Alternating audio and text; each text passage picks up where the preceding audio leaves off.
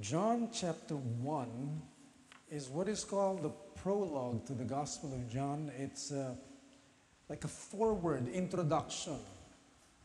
And in it, we hear the famous words of John. Actually, the first 18 verses are full of kingdom insights and a revelation of who our God is through Jesus Christ. Let me focus on certain things only. John says in the beginning was the Word, and the Word was with God, and the Word was God. Logos, Word, the explanation of who God is. God's self-reflection of His nature, of what He is like. The Word was with God, the Word was God. He was from the beginning with God. All things were made through Him. Nothing was made, nothing exists that wasn't made through Him. That's who this Word is. And we have come to know that this Word is the second person in the Trinity, Jesus Christ, the Son of God, the Lord. All things came into being through Him. Apart from Him, nothing came into being that has come into being. John goes on and says, in Him was life, and the life was the light of men. Light shines in the darkness, and the darkness did not comprehend it, or overcome it, or overpower it. And then he proceeds in verse 14 that this Word became flesh. The inconceivable thing happened. The maker of the whole universe now becomes flesh. Now is born of a woman, becomes a baby. As a little fetus, becomes a baby, becomes like us, becomes dependent on his mother, just like all of us have. And then became helpless. He subjected himself, he reduced himself to being like us, human beings. He dwelt among us, we saw his glory. Glory is of the only begotten from the Father, full of grace and truth. And then verse 16 says, of his fullness we have all received, and grace upon grace. Remember, John describes Jesus as full of grace and truth. Full of grace and truth. And of His fullness we have all received, and grace upon grace. Notice how many times the word grace is used. And then verse 17, he says, for the law was given through Moses. Grace and truth were realized through Jesus Christ. It came to be through Jesus Christ. No one has seen God at any time. The only begotten God who is in the bosom of the Father, He has explained Him. Grace is what God is all about. The gospel is about our salvation.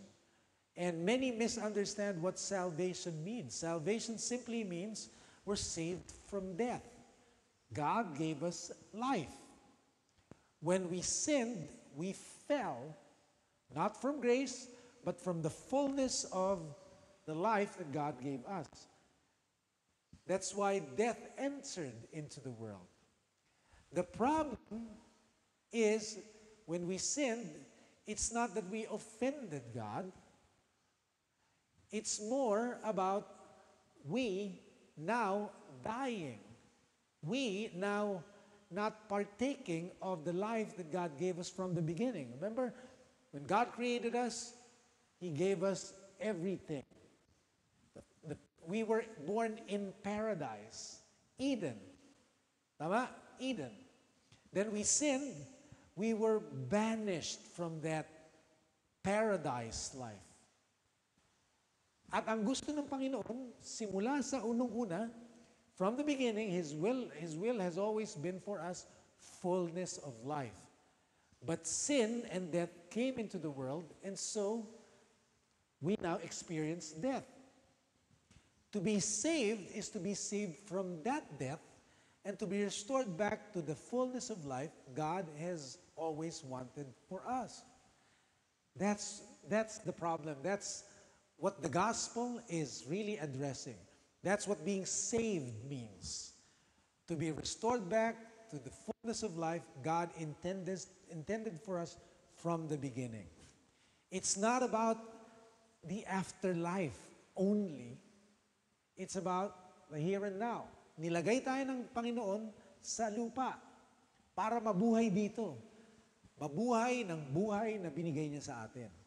At dahil sa kasalanan, pumasok ang kamatayan, at ngayon, ililigtas niya tayo dun sa kamatayan na yon. So where was I? So God's will is for us to live the fullness of life He intends for us. That's why Jesus became flesh, became like one of us, to save us from death. Remember, in Him was life, and the life was the light of the world. Kailangan natin ng tagapagligtas. Hindi lang siya tagapagligtas, siya rin yung nagpapakita sa atin kung papaano mabuhay ayon sa kalooban ng Diyos. Because we sinned, right? We sinned and we deviated from the path that God wants for us, that leads us to life and causes us to experience the fullness of life. So Jesus not only saves us from death, He shows us how it is to be living as human beings. Yun ang ginawa ng Panginoon. Now, sinabi ni John, the law was given through Moses. And the law tells us how to live life according to God's will, but on our own ability. Kaya ang dating ni Moses, law nga, di ba? The law was given through Moses. Legal. Legal ang dating niya. At sinabi ni San Pablo, kahit gaano kang kahirap magsumunod sa batas, hindi natin kaya. Ang kailangan natin, grasya, biyaya, tulong, kumbaga. At yun ang binibigay ng Panginoon natin na si Jesus. He saves us. But some think of the gospel as legal. Pag hindi mo sinunod to, hindi ka maliligtas. But that was, the law was given through Moses. But God's grace is more powerful than the law. God's grace saves us and then gives us ability now to fulfill His will and to obey His law. Grace and truth are realized in Christ. And then verse 18 says, no one has seen God. No one has seen God. The only begotten Son of God, Jesus, He has explained Him. In the Old Testament, prophets and Moses tried to reveal who God is, and they fall short.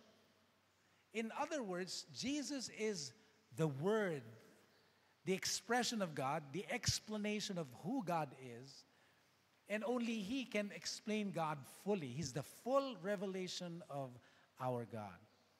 Moses is not the full revelation of God. David was not the full revelation of God. Elijah and the other prophets did not fully reveal God. It is Jesus who fully reveals God. So that when we look at Jesus, we know who God is. Di ba sabi ni Philip kay Jesus, show us the Father, show us who God is. And it will be enough for us. And Jesus said, have I been so long with you, Philip, that you don't know me yet? He who has seen me has seen the Father. Ano yung nakikita natin kay Jesus? Legalistic ba? Ang sinasabi niya, pag hindi ka sumunod, patay ka.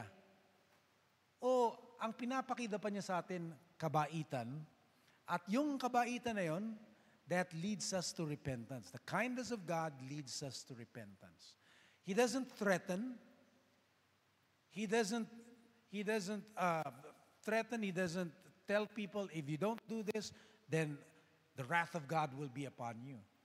No, He shows them God's love. And the power of that love converts them, transforms them, and restores them back from death to life. Tandaan natin, we're followers of Jesus. That's what we should do. Kasi yung iba, legal. They follow the legalistic things that Moses said. And that's not wrong. It's just not the fullness of who God is. Kumbaga, para sa kanila, ang Diyos, disciplinarian lang, hindi tatay. Intindihan nyo? Parang ang pakilala ng iba kung sino ang Diyos, parang pulis. Pag nagkamali ka, kulong ka. Nakakalimutan nila, tatay din ang ating Panginoon na maawain. I'm not saying he bends the rules. He just says, I'm just saying He's patient and kind. Because that's what love is. Love is patient, love is kind. And it draws us to Him. And that's who we are, because we know who God is through Jesus, but we know also who we are through Jesus. Because Jesus is fully God. He explains who God is, but He's fully human too. He explains to us how it is to be human. Because we're created in the image and likeness of God. If we're followers of Him, then let's follow Him. Kung ano yung ginagawa niya, ganun din yung gawin natin. That's why He became flesh, so that we can see Him and see God through Him. That's the gospel. That's the good news. And that's the way it is in the kingdom of our God.